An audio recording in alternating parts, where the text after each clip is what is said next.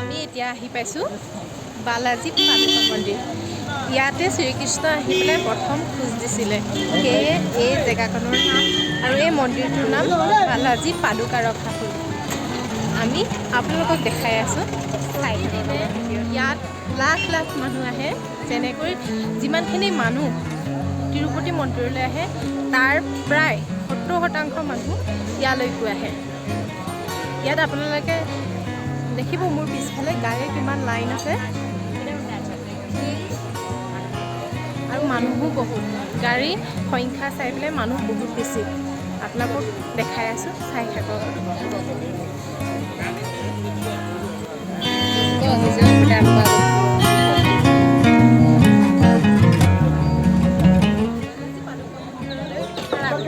এনেকৈ ইয়াতে পূজা কৰি লোৱা হয়।